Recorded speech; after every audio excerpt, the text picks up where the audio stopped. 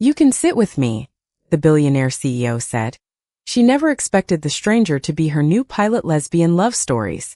Hello everyone. Before we begin today's heartfelt story about two women whose unexpected meeting changes the course of their lives, I have one small favor to ask. Please hit the subscribe button and turn on the notification bell, so you never miss a new story from our channel. It takes only a moment, it is completely free, and your support helps us continue sharing heartfelt, dramatic and unforgettable stories about courage, healing, second chances, and love between women. Your support truly means the world to us. And before we begin, tell me where you are watching from today. Share your city or country in the comments below. Thank you so much for being here. Now, let us return to our main character, and the unexpected encounter that was about to change her life forever.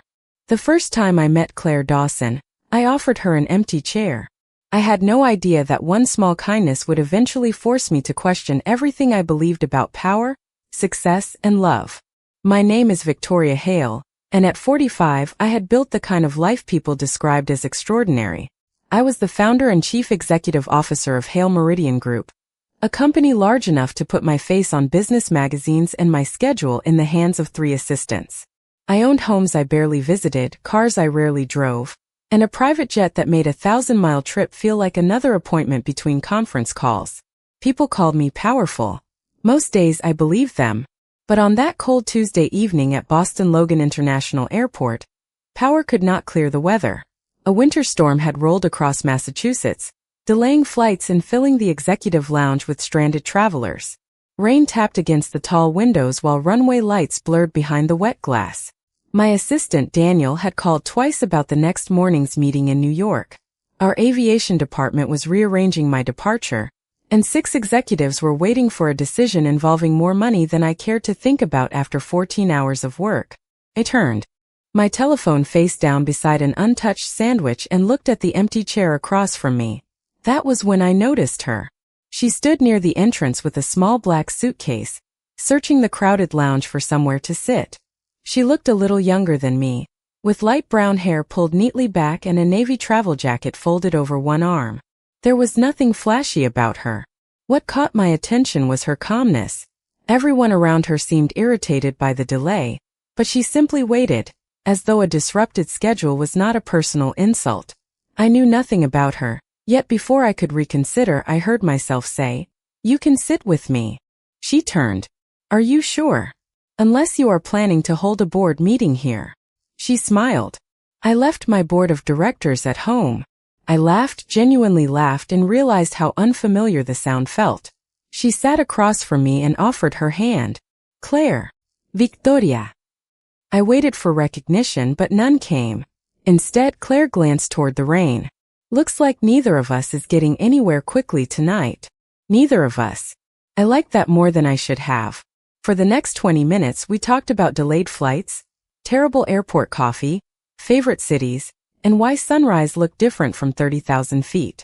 Claire never asked what I did for a living. She never tried to impress me. When my telephone vibrated again, I ignored it. "You travel often?" I asked. "More than most reasonable people would choose." "Business." A small smile appeared. "Something like that." Then she checked her watch and stood. "I should go. I have an early flight tomorrow." To my surprise, disappointment tightened somewhere inside me. "Where are you headed?" "New York, if the weather cooperates." "The same destination as mine." "Safe travels, Claire." "You too, Victoria." "Thanks for sharing the chair." I watched her disappear into the crowd and told myself she had been nothing more than a pleasant stranger passing through an inconvenient evening. At 6:30 the next morning, I boarded the Hale Meridian jet, settled into my usual seat, and opened the briefing for my New York meeting. Then a familiar voice came through the cabin speaker, calm, professional, and unmistakable. "Good morning, Miss Hale. This is Captain Claire Dawson. I will be flying you to New York today." I slowly lowered the papers in my hands and stared toward the cockpit door. For the first time in years, my carefully controlled world had managed to surprise me. I knew that voice before Claire finished the announcement, and for several seconds I simply stared toward the cockpit as if the airplane itself had arranged the coincidence. A moment later, Claire stepped into the cabin wearing a crisp white pilot shirt, dark navy tie, and 4 gold stripes on each shoulder. She stopped when she saw me, surprise briefly breaking through her professional expression. Then came that familiar smile. Victoria. I stood. Captain Dawson. So we both left out a few details last night. You neglected to mention that you fly airplanes. Claire glanced around the cabin. You neglected to mention that you own the company whose airplane I fly. Technically, the company owns it. That distinction must keep you humble. I laughed before I could stop myself. When did you figure out who I was? After I left the lounge. Your photograph was on a business magazine near the gate. And you did not come back. Claire's expression softened. You seem to enjoy being treated like a regular traveler. I did not want to ruin it. Something about that answer stayed with me. Then her tone became professional. We have a weather issue. The storm moved more slowly than forecast overnight. I am holding our departure until conditions improve. I checked my watch. How long? Approximately 40 minutes. I have a meeting in Manhattan at 9:30. I know. Can we leave before the next band of weather moves through? Claire held my gaze. Not under conditions I am comfortable accepting.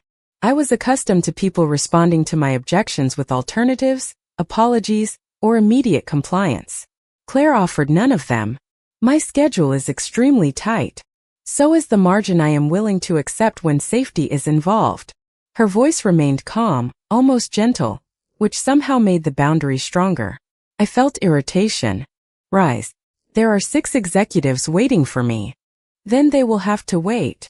Daniel, seated several feet away, suddenly became fascinated by his tablet.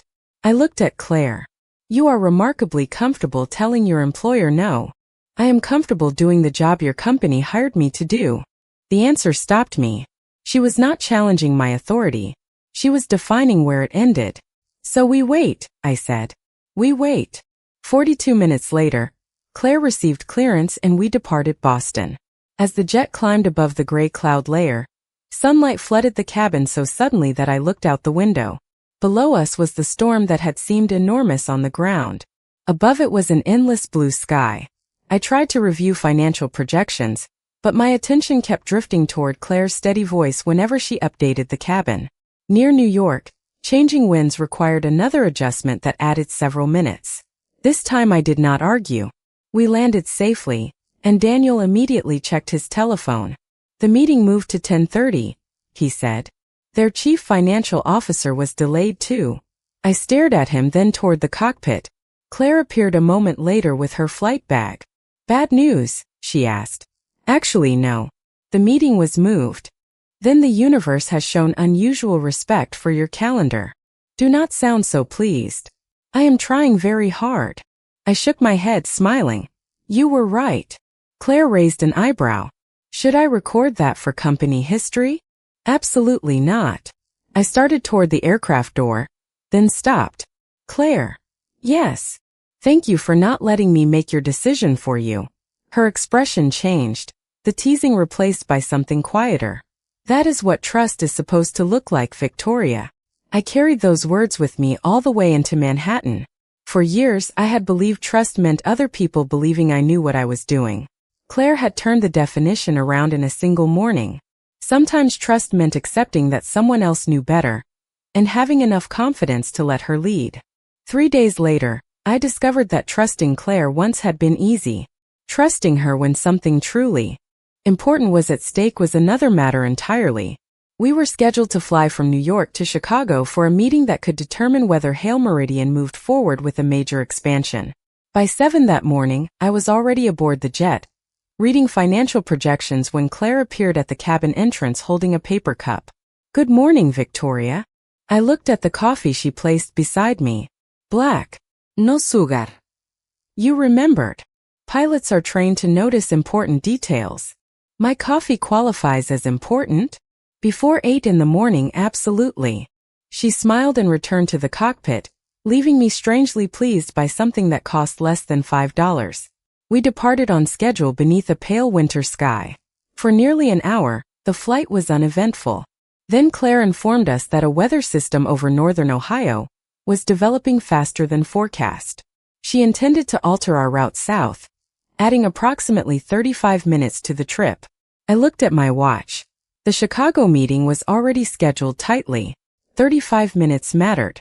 When Claire came through the cabin a short time later while her first officer remained at the controls, I asked, "Is the original route unavailable?" "It is available." Hope rose immediately. "Then why are we changing it?" Claire sat across from me. "Because available and wise are not always the same thing.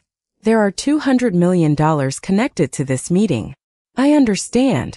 If we arrive late, I could lose the opportunity." Claire's expression remained calm. "And my responsibility is still to make the best aviation decision, not the best financial one." I wanted to argue. Every instinct that had built my company told me to push harder, demand another option, find someone willing to say yes.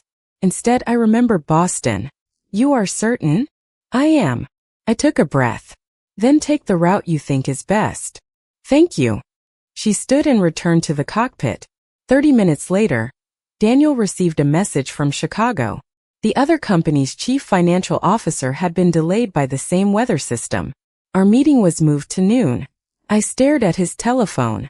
"Do not say anything." Daniel smiled. I did not say a word. "You were thinking very loudly." When we landed, Claire was near the aircraft door reviewing paperwork. "The meeting was delayed," I told her. "I heard." So once again, civilization survived without following my schedule. It is remarkably resilient. I laughed. Then I became serious. "Does it ever bother you that I question your decisions?" Claire considered the question. "Questions do not bother me. Pressure does not bother me either. But I need you to understand something. When I am responsible for this airplane, I cannot make decisions based on who has the biggest title in the cabin. Even when that person signs your paycheck?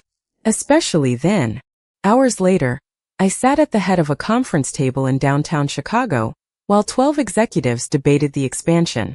Normally, I would have made my position clear immediately. Instead, Claire's words returned to me. "Available and wise are not always the same thing." "Before I decide," I said, "tell me what I am missing." Silence followed. Then Megan, a junior analyst near the far end of the table, cautiously raised a concern about our projections. 3 senior executives dismissed it almost immediately. I did not. We checked the numbers. Megan was right. A hidden assumption could have cost us millions. That evening, I returned to the airport and found Claire beside the jet. "You caused trouble today," I said. She looked up. "What did I do?" "You made me listen to someone." "That sounds serious." A junior analyst stopped me from making a very expensive mistake. Claire smiled. "Then perhaps listening is good for business." I looked at her beneath the bright hanger lights. I always thought leadership meant being the person with the answer. Maybe sometimes it means knowing whose answer matters. As I followed her toward the aircraft, I realized Claire was teaching me something I had never learned in any boardroom. Control could make people obey me. Trust allowed them to show me what I could not see.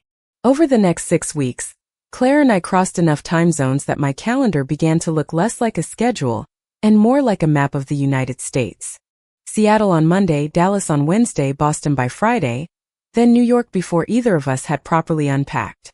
Somewhere between those cities something changed.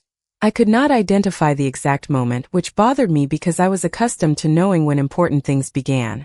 Maybe it was the morning Claire started leaving black coffee beside my seat before sunrise departures. Maybe it was when I began bringing her breakfast after noticing she often forgot to eat before early flights. Or maybe it happened through dozens of ordinary moments that would have seemed meaningless to anyone else. One foggy morning in Seattle, our departure was delayed, and I found Claire sitting near a terminal window with 2 paper cups. "I thought billionaires had people who waited for them," she said as I sat beside her. "Apparently fog has no respect for wealth. That must be devastating. I am considering legal action." She laughed and handed me a coffee. Outside, runway lights faded into the gray morning. For once I had nowhere useful to go.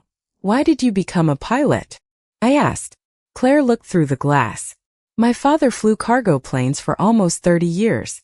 When I was 9, he took me to a small airfield in Wisconsin. I remember looking at this little airplane and thinking it was impossible that something so ordinary could leave the ground."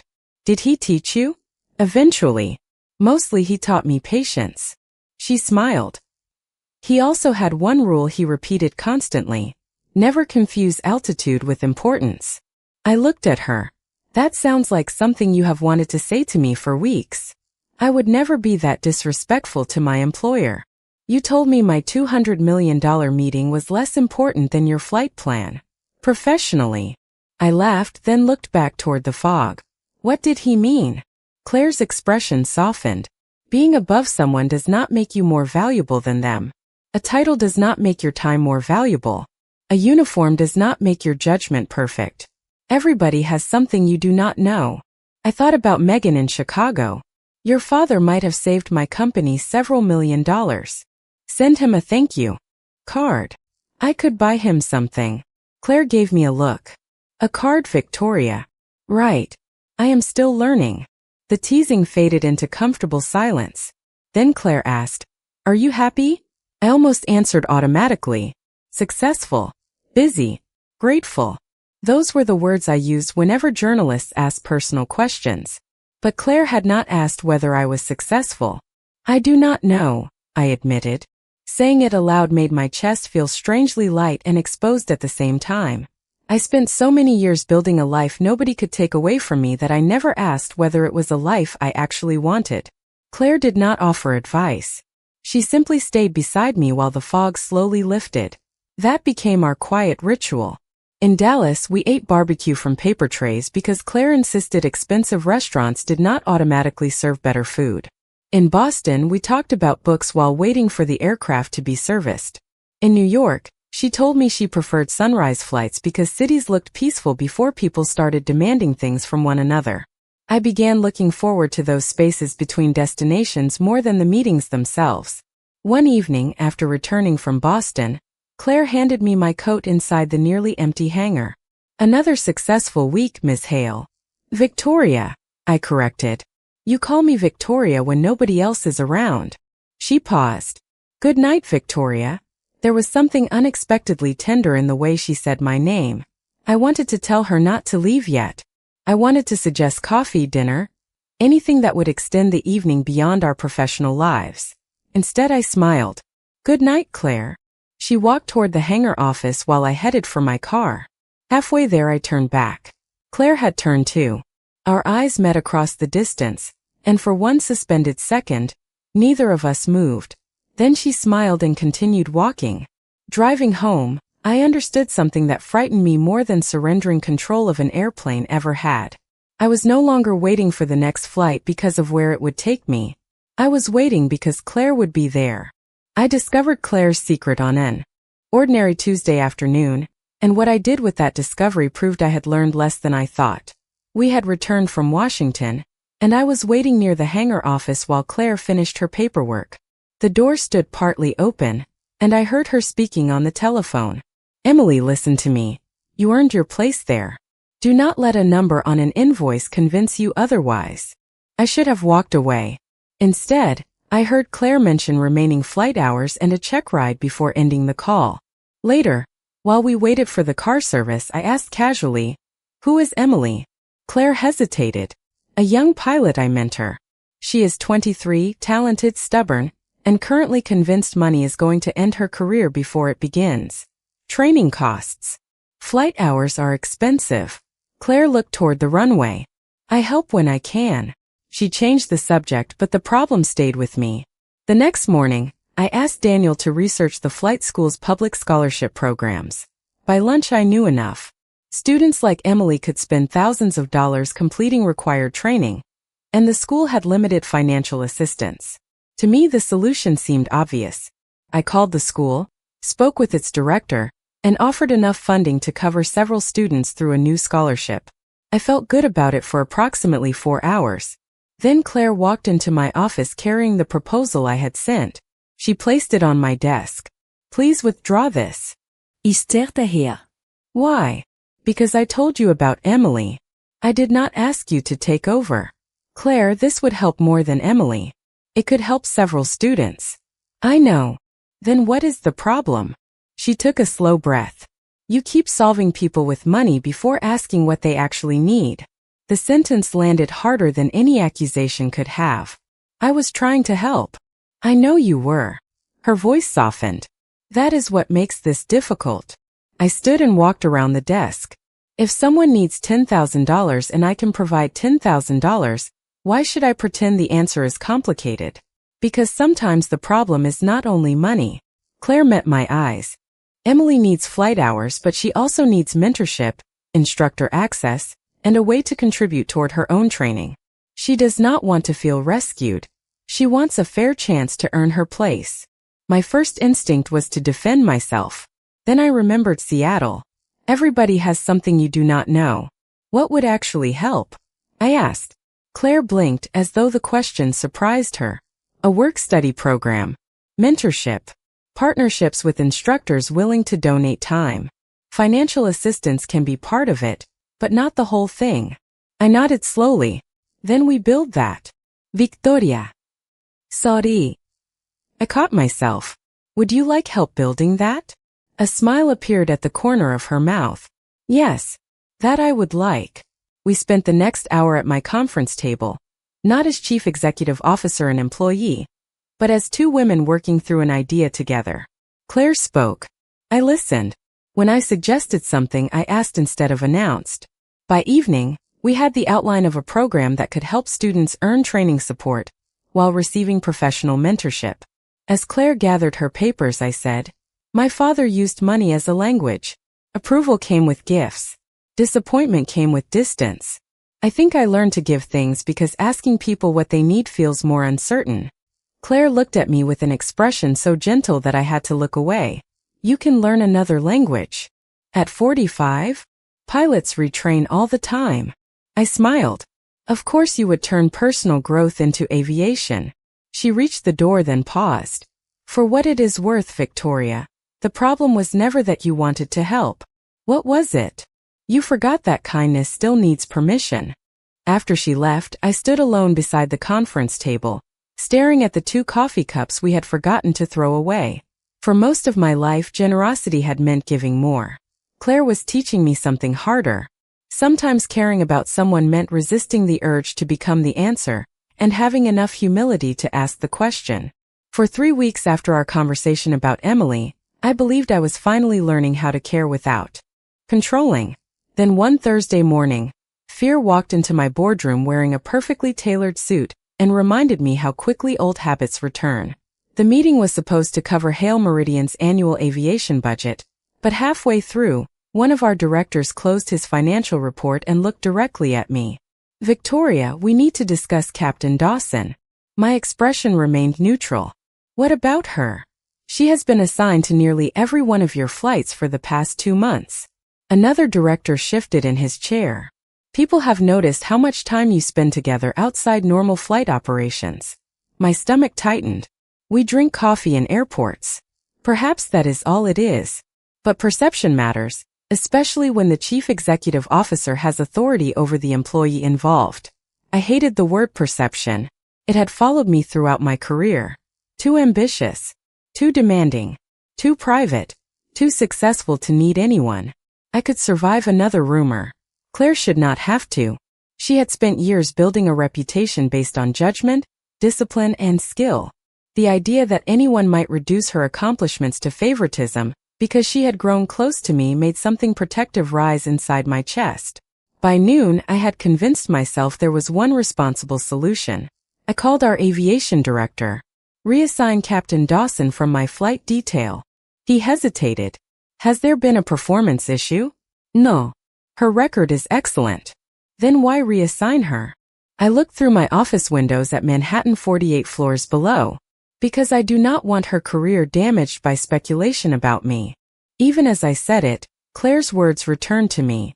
Kindness still needs permission. I knew what I should do. I should call her. I should ask. Instead, I told myself this situation was different. By late afternoon, guilt had pushed me to the hangar. I found Claire beside a work table, her flight bag at her feet.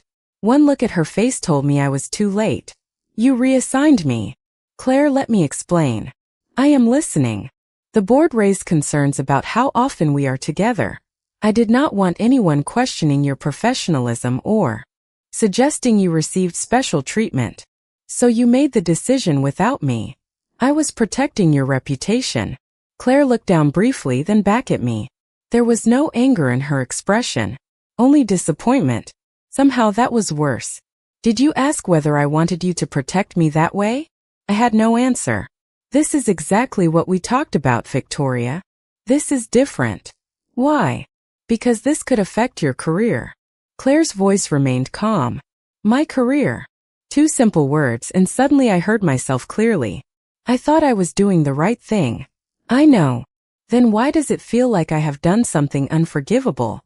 Her expression softened. Because you listened when the stakes were easy. The moment you became afraid, you went back to deciding for both of us. The truth struck harder because she was right. I stepped closer but kept several feet between us. I can reverse the reassignment. Claire gave a small sad smile. You still think this is about the schedule?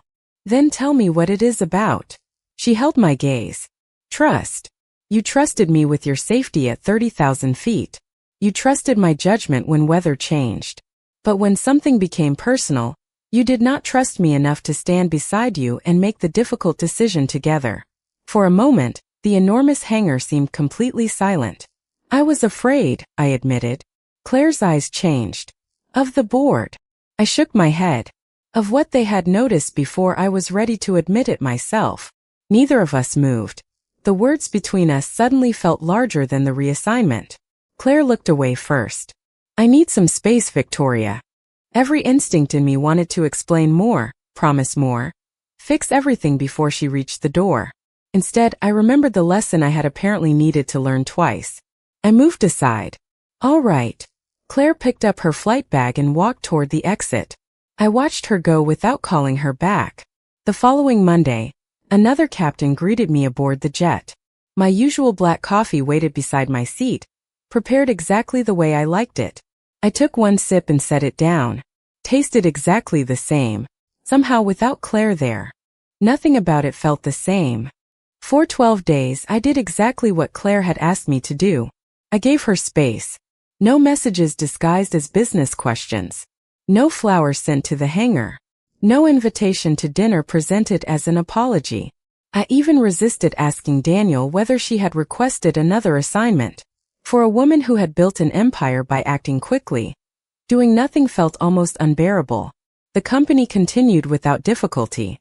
Meetings filled my calendar. Flights departed on time. Investors remained pleased. Yet every airport felt quieter, and every black coffee reminded me that convenience was not the same as care. On the 13th morning, Daniel entered my office carrying a sealed envelope. This came from aviation. I recognized Claire's handwriting before he placed it on my desk. My name was written across the front. Thank you, Daniel. He left without asking questions. Inside was Claire's formal resignation. She would remain with Hale Meridian for 4 more weeks, then join Northern Reach Aviation, a humanitarian flight program based in Anchorage that transported medical teams, teachers, and essential supplies to remote communities across Alaska. I read the letter 3 times. The words did not change. Claire was leaving. My first instinct arrived immediately. Increase her salary. Offer her a promotion. Give her authority over the corporate aviation department. I reached for my telephone, then stopped with my hand inches above it. I could almost hear her voice. You still think this is about the schedule? That evening, I drove to the hangar alone. Claire was organizing flight manuals at a small desk when I entered. She looked surprised. Victoria. I received your resignation. She nodded. I assumed you would. Northern Reach Aviation. Yes. Why Alaska? Claire closed the manual in front of her.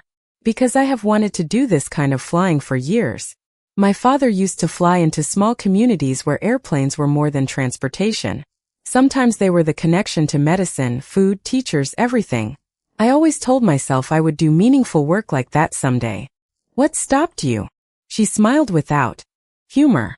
The same thing that stops a lot of people. Stability. A good salary. A comfortable routine. Fear of discovering that the dream was harder than the idea. For the first time I saw something in Claire that looked remarkably familiar. She had been afraid too. Her fear simply wore quieter clothes than mine. And now? I asked. Now I think I will regret staying more than I will regret trying. I wanted to tell her I understood. The selfish part of me understood something else entirely. Alaska was almost 4,000 miles from New York. I could offer you more money, I said. I know. A better position. I know. You could run the entire aviation division. Claire held my gaze. I know, Victoria. I took a slow breath. But I am not going to offer any of those things. Something softened in her expression. Thank you. I laughed quietly. You might be the first person who has ever thanked me for not offering her a fortune. Maybe you are finally learning another language. That almost broke my composure. Is this what you truly want? I asked. Claire did not hesitate. Yes. There it was. The answer I had spent my life believing money could change. This time I let it remain hers. Then I am happy for you. Claire raised an eyebrow. You do not look happy. I am trying to become the kind of person who can be sad about losing someone and still be glad she chose something meaningful. Her eyes lowered for a moment. That sounds difficult. It is terrible. She smiled, and for a second the distance between us felt smaller. When do you leave? 4 weeks. Will you still be flying until then? Some routes. She hesitated. There is one final company flight scheduled to Anchorage. Hale Meridian has meetings there for the renewable energy project. My heart tightened. Are you the captain? If nothing changes. One last flight. Neither of us said the words, but they seemed to settle into the silence between us. Claire picked up her flight bag. Good night, Victoria. Good night, Claire. I watched her walk toward the hangar exit. Every instinct told me to call her back. Instead, I stayed where I was. For the first time in my life, I understood that power could make leaving expensive, inconvenient, even difficult. But love had to leave the door open. If Claire ever chose a place beside me, I wanted the choice to belong completely to her. The final flight began before sunrise on the last Friday of Claire's contract, and I arrived at the airport knowing there were some things even a billionaire could not postpone. The hangar glowed beneath pale white lights while darkness still covered the runway outside. Claire was already there, completing her pre-flight work with the same quiet concentration I had admired from the beginning. When she saw me, she smiled. Good morning, Victoria. Good morning, Captain Dawson. Her eyebrow lifted. Very formal today. I am trying to behave professionally. How is that going? Not particularly well. She laughed, and for a few seconds the past month disappeared. On board, I found black coffee beside my usual seat. I looked toward Claire as she passed through the cabin. You remembered. Some details stay with you. Then she returned to the cockpit. We departed New York shortly after 6, climbing west while dawn spread gold across the horizon. I had reports for the renewable energy meetings in Anchorage, but I read the same page 4 times without understanding a word. Every mile carried Claire closer to the life she had chosen and farther from the life in which I had known her. Hours later, as we crossed Alaska under a clear afternoon sky, mountains covered in snow stretched beneath us for miles. During a quiet portion of the flight, Claire joined me in the cabin while the first officer remained at the controls. Beautiful, is it not? She asked, looking through the window. Yes. I was looking at her. She noticed. Victoria. There is something I need to say before we land. Claire sat across from me. My hands rested together on the table because I needed somewhere to put them. When the board questioned us, I told myself I reassigned you because I wanted to protect your career. That was only part of the truth. She waited. I was afraid. Of them. Of what they had noticed. Of what I had noticed. My voice sounded quieter than usual. You became important to me, Claire. More important than I knew how to handle. Her expression softened, but she did not interrupt. I know how to negotiate when I might lose money. I know how to restructure a company when something fails. I know how to make people stay in a room until we reach an agreement. But I did not know what to do with caring about someone who was completely free to leave. So you made the decision first, she said gently. Yes. I met her eyes. And I hurt you because I was trying to avoid being hurt myself. Claire looked toward the mountains. I cared about you too, Victoria. For one dangerous second, hope rushed through me. Then she continued. That is why the reassignment mattered so much. I thought you were ashamed of what people might think about us. Never. The answer came immediately.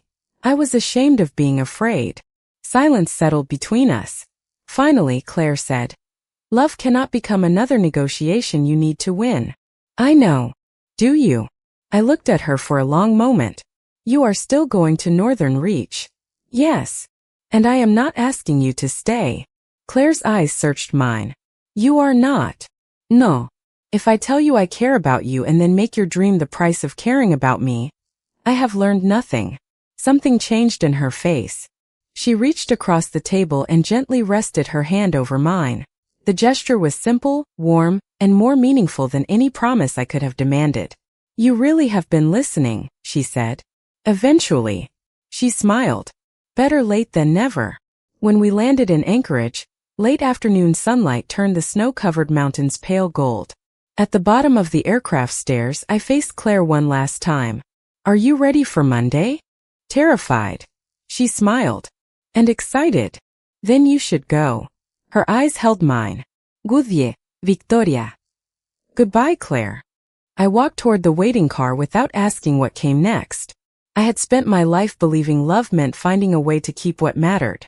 That day, I finally understood the harder truth. Sometimes love meant opening your hand, letting someone choose her own direction, and trusting that what was real did not need to be held captive to survive. 3 months after Claire left Hale Meridian, I boarded a commercial flight to Anchorage with one carry-on bag, no assistant, and no carefully arranged private itinerary.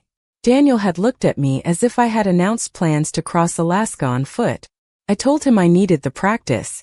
During those 3 months, my life had not become quieter, but I had. I started eating lunch with employees whose names I should have learned years earlier.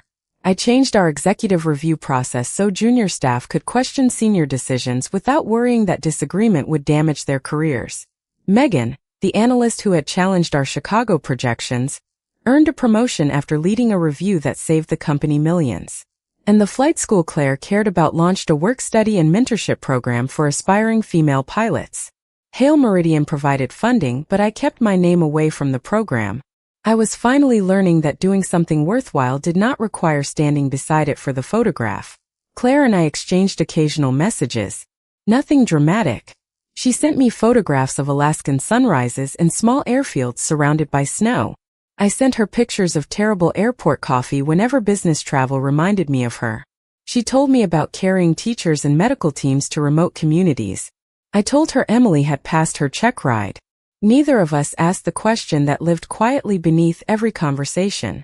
Then Hale Meridian scheduled a renewable energy follow-up meeting in Anchorage. I arrived 2 days early. That was something the old Victoria Hale would never have done without a strategic reason. The new Victoria had one. I missed Claire. Northern Reach operated from a modest airfield outside Anchorage. Snow lined the edges of the runway, and the March air was cold enough to make every breath visible. Through the terminal windows I saw Claire before she saw me. She was sitting near a wide window with a paper cup in one hand. An empty chair waited beside her. My heart began beating faster. I had addressed thousands of employees, negotiated billion-dollar deals, and walked into rooms where everyone expected me to have the answer. Yet, crossing those final 20 feet toward Claire felt harder than any of it. She looked up. Surprise appeared first. Then she smiled. Victoria. Hello, Claire. Her eyes moved past me. Where is Daniel? New York. Your car.